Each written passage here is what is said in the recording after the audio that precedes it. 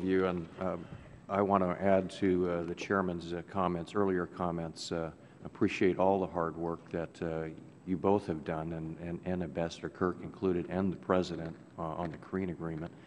And it's a privilege to serve with you both on the Economic Council as we look for ways to double our exports. And I think all of us in the room recognize that one of the ways that we do that is to pass trade agreements. And one of the figures that keeps being repeated, especially by myself lately, is the fact the last time we did double exports was from 1995 to 2007 when we passed 9 trade agreements. So I think all of us recognize how critical this is, and that we're all, working for the same purpose, and that is really to create jobs here in the United States and turn this economy around. So you're right to push for a swift movement on Korea, but the questions remain certainly around Colombia. It's been sitting here since 2007, as has been mentioned.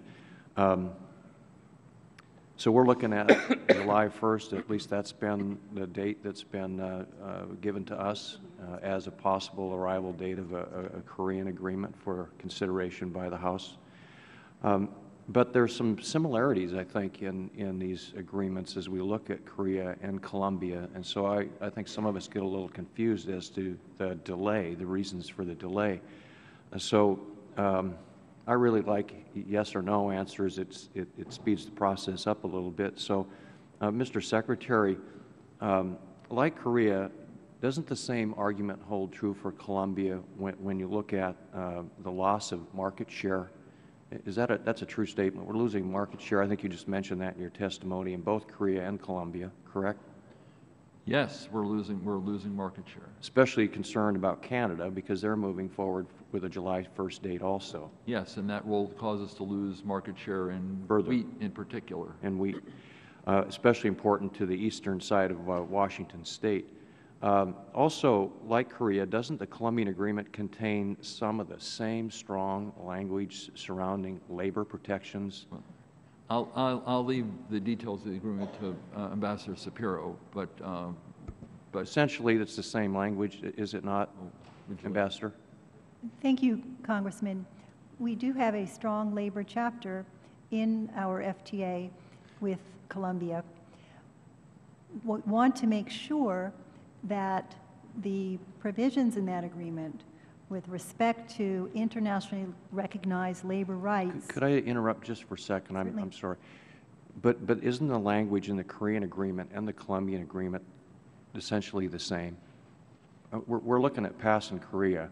It's essentially the same language, right? So the Korean agreement must meet the same standard internationally as the Colombian language does. Yes or no?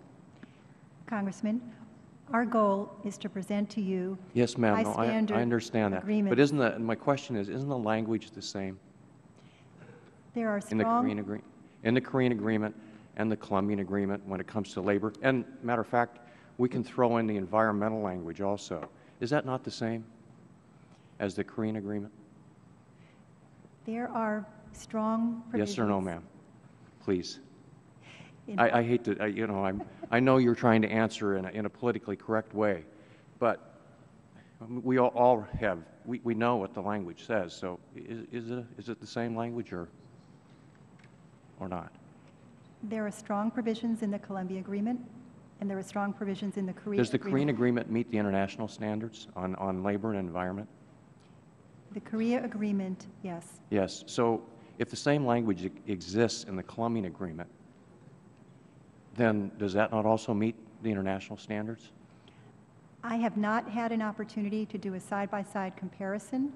So what I can say is that we have high standards in both agreements. Okay. There are, however, serious concerns with respect to the situation on the ground in Colombia that does not exist with respect to Korea. Okay. I would like to just say that my time is about to expire. Excuse me for interrupting again, but we know that the arguments are the same. We've got to bring the Colombian agreement along with the Panama agreement and the Korean agreement hopefully looking for that July 1st, and there's no reason really to delay any further. I yield back. Thank you. Mr. Herger is recognized. Thank you, Mr. Chairman.